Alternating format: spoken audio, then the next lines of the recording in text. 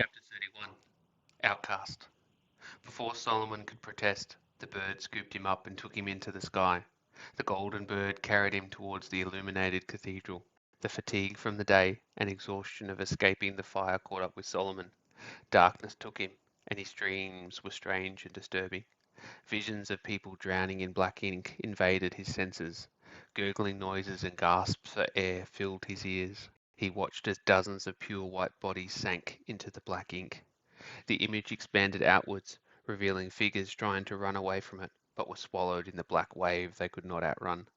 Solomon felt himself being drawn down into the black ink, his legs seized by a force he could not see or break free of. It pulled him downwards like quicksand as he struggled to free himself, only speeding up his descent. Soon his whole body was submerged, and he gasped as the ink lapped at his face, foul-smelling and putrid. It swallowed him entirely, and the world suddenly came rushing back into existence with his last breath. Gasping for air, Solomon shot awake, only to find himself in a room bathed in soft yellow light. He lay in a comfortable bed and had been undressed, his clothes laid out in a chair nearby, cleaned and ironed.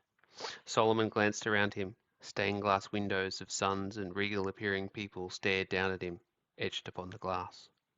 "You are awake," said a female voice beside him.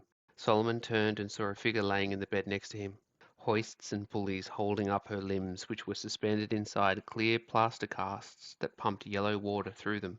Solomon took a moment to find where the figure's head was, and settled on a familiar face. "Miss Cyber," said Solomon. "Is that you?" Forgetting about his dream, she inclined her head. "Been here since my fall. Should be out soon, though." A faint smile touched her lips. Solomon recalled what happened at the Sunball tournament. "You're amazing, Cyber," he said. "I never knew you were an athlete." "You never asked," she said with a laugh. "But thank you. I may have been a little direct with you before the tournament. I'm sorry. I get nervous before competing. My father, he—" She stopped herself as a crow-like nurse entered the room and glanced between them. "You need to both be resting," she said with a fixed stare. "We were just talking," said Solomon. "You young men should not be talking," said the nurse, "and you young lady should not be bothered by him. Would you like if I moved him?" "No, it's fine," said Cyber. "He isn't bothering me."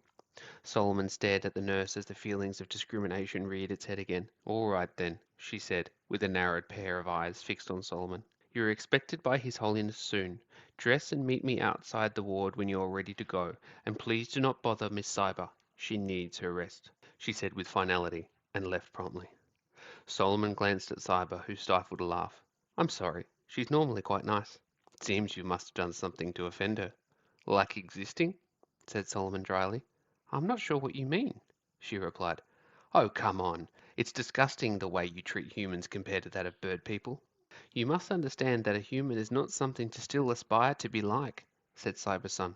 "We are not proud of what we've been, and so we change ourselves in hope of being different, perhaps better than we were." "That doesn't change." "It's okay," interrupted Cyber. "My father is waiting for you, Solomon. It's best to not keep him waiting. He'll no doubt have something in mind with everything you've gone through within Reinhardt. Farewell," she said with a smile. "Goodbye, Cyber," said Solomon, and dressed behind the screen and exited, finding the nurse waiting impatiently. "Finally," she said. "His Holiness expected you minutes ago. It will be on you for delaying him."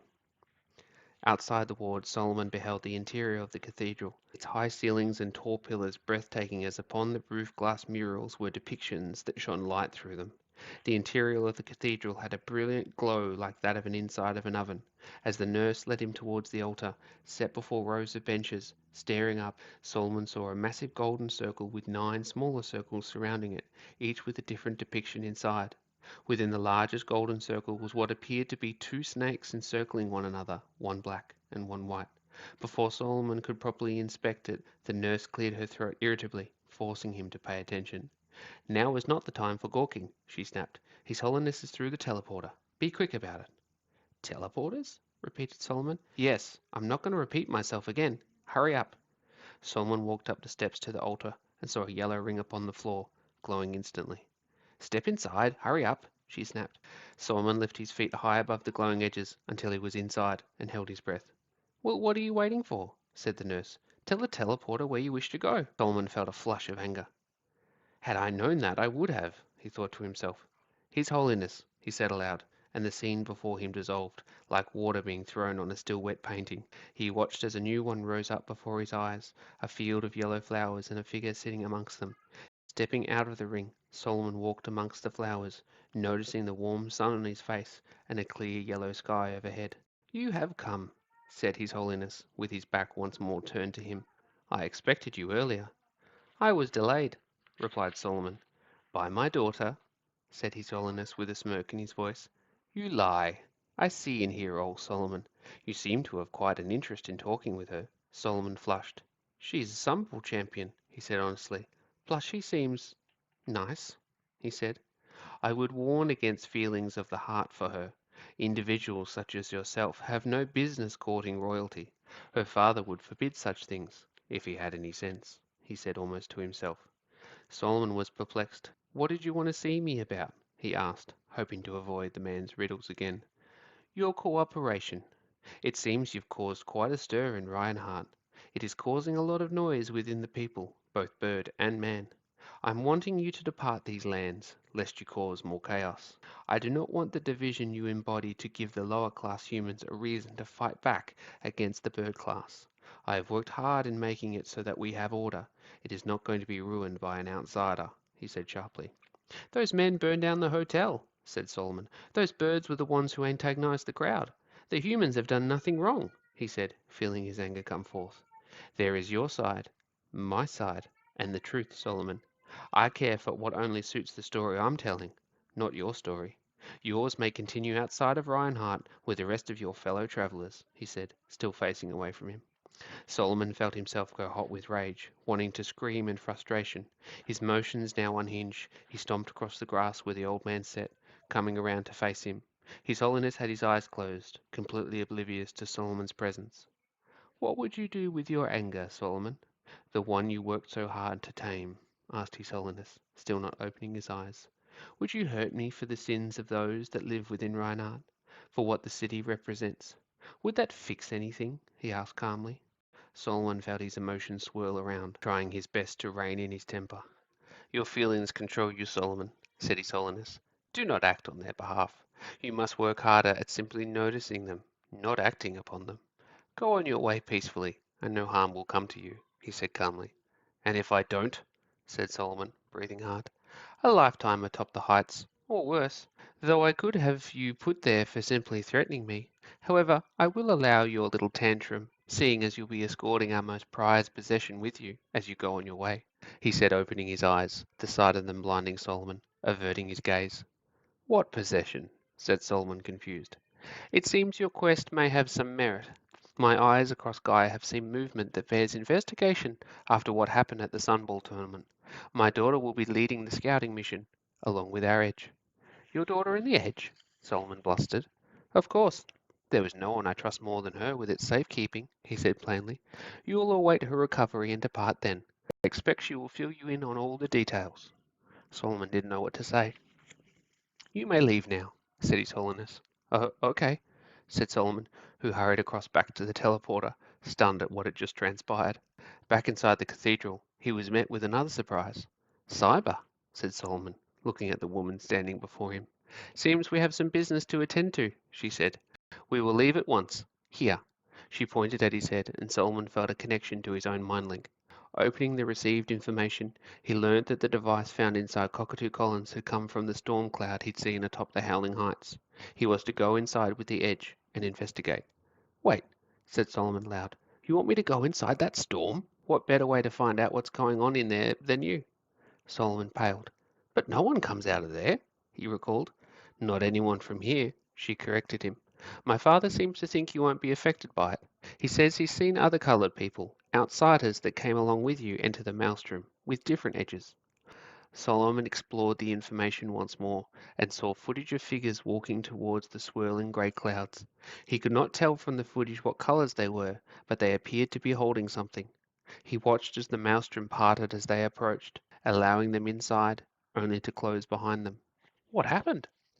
"That's what we're going to find out," she replied. She walked down the altar, making Solomon run after her. He managed to catch up with her in the hallway as she talked to nearby birds. "Hey, wait," said Solomon. "Can you at least tell me how we're going to get there?" "Fly, of course. It shouldn't take long to get there. You have a set of wings, do you not? I do, yes. Good. Now let's check in with the other bird who'll be travelling with us and see if he's ready. She walked off on him once again, leaving him scrambling to keep up. He could not believe it was the same person he'd seen in the hospital bed not that long ago that had had the accident on the Sunball field. She strode out of the cathedral and onto an open lawn of freshly cut grass that wafted into Solomon's beak. There, three birds, brilliant, tall, and golden, were standing. Here comes the hunk of flab now, said Cyber, looking at something in the distance. Solomon turned and went cold. Coming across the field was the fat parrot from the Sunball tournament. It's you, yelled Solomon. You tried to kill me. The fat parrot stared at him confused. It's nice to meet you as well, Solomon. You have a strange way of greeting birds you've never met before. We've met. Stop lying, shouted Solomon. You got me kicked out of the Sunball tournament as well, he screamed, balling his fists. The fat parrot turned to Cyber. He's a very enthusiastic fellow, isn't he? Did he greet you the same way, Cyber? No, he didn't, said Cyber, confused.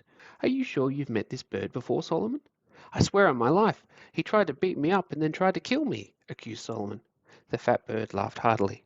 I would never hurt anyone, unless there was a price on their head. Money is my only motivation, I assure you, like this job. You must have mistaken me for someone else. Cyber gazed between them. He's right, Solomon. Ekru wouldn't so much as breathe that there wasn't some kind of reward in it for him. I know it's him, spat Solomon. View the recording of the hotel fire. It's his voice. I'm sure Miss Cyber has better things to do than entertain your little fantasies, Solomon, said Ekru.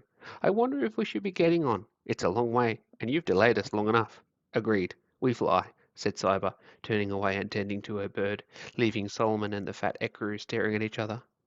Nice to meet you, Solomon. I'm excited to travel with you. Ekru beamed, a smug grin.